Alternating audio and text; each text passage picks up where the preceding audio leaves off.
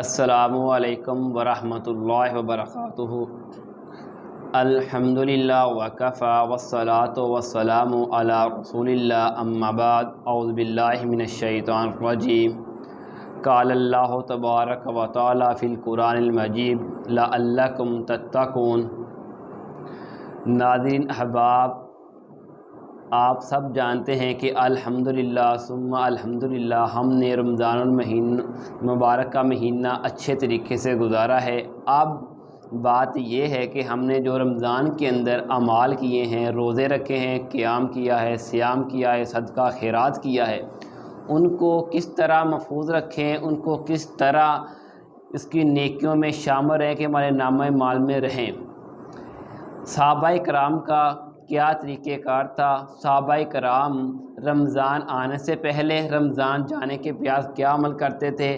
محدثین لکھتے ہیں، حدیثوں میں ملتا ہے کہ رسول اللہ صلی اللہ علیہ وسلم کا فرمان ہے، صحابہ کرام رمضان آنے سے 6 ماہ پہلے اور رمضان جانے کے 6 ماہ بعد اللہ سے دعائیں کرتے تھے۔ آنے سے پہلے دعا کرتے، اللہ اس رمضان کو ہماری زندگی میں لے کر آ، ہم اس کا ادب و احترام کریں۔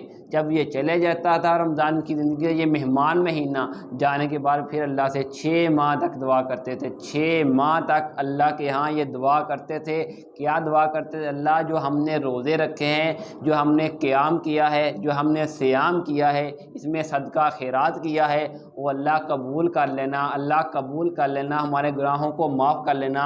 کہتے اللہم تقبل منا صیامنا و قیامنا و تلاوت القرآن۔ اے اللہ قبول کرنا ہم سے جو ہم نے روزے رکھے، اے اللہ قبول کرنا ہم سے جو ہم نے راتوں کا قیام کیا ہے، اللہ قبول کرنا جو ہم نے قرآن کی تلاوت کی رمضان کے اندر۔ یہ صحابہ کرام رضوان اللہ علیہ اجمعین کا دستور تھا، طریقہ تھا، عمل تھا۔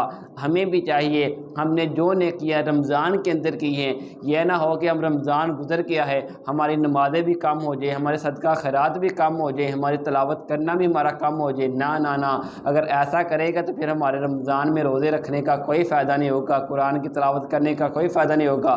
رسول اللہ صلی اللہ علیہ وسلم اس طرح موجود ہے صحابہ کرام میں۔ ایک آنے والے نے، صحابی آئے، اس نے سوال کیا، اللہ کے رسول ہمیں کوئی عمل بتائیں جو ہم جس پر عمل کریں اور جنت میں چلا جائے، اور کون سا سب سے افضل عمل ہے؟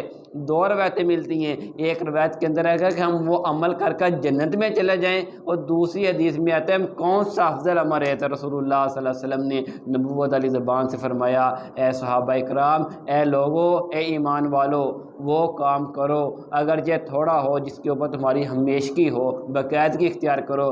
آپ نے 1 ماہ کے روزے رکھے ہیں، آپ نے 1 ماہ کا قیام کیا ہے، 1 ماہ کے اندر آپ نے دن رات، صبح و شام آپ نے تلاوت قرآن کی ہے، کیا آپ کے اندر اس کی عادت نہیں پڑی؟ آپ کو، ہمیں چاہیے کہ ہم اگرچہ ڈیلی ایک تلاوت ہی کیوں نہ کریں، قرآن پاک کی ایک ہی ہے اس کو ڈیلی پڑھنا چاہیے۔ ہمیں جو بھی نفلی روزوں کا اگر موقع ملے تو وہ بھی رکھنے چاہیے۔ اگر ہمیں رات کو قیام کرنے کا موقع ملے تو ہمیں وہ بھی کرنا چاہیے۔ جس طرح تہجد کی نماز پڑھنی چاہیے، اشراق کی نماز پڑھنی چاہیے۔ ہمارے اندر کیا تبدیلی ہے یہ رمضان کے روزے رکھنا؟ ہم نے خود اپنے آپ میں، اپنے گریبان میں جھانک کر دیکھنا ہے کہ کیا ہم کے اندر کوئی رد و بدل آئی ہے یا نہیں آئی۔ اگر نہیں آئی تو پھر سمجھ لے کہ ہمارے رمضان ہمارے اندر آنے کا کوئی فائدہ نہیں ہے۔ اللہ سے دعا ہے کہ اللہ تعالی ہمیں جس طرح ہم رمضان کے اندر باقاعدگی سے قرآن کی تلاوت کرتے ہیں، رمضان کے بعد کرنے کی توفیق دے، اسی طرح ہمیں صدقہ خیرات کرنے کی توفیق دے۔ اللہ تعالی ہمارا خاتمہ بالایمان فرمائے۔ والسلام۔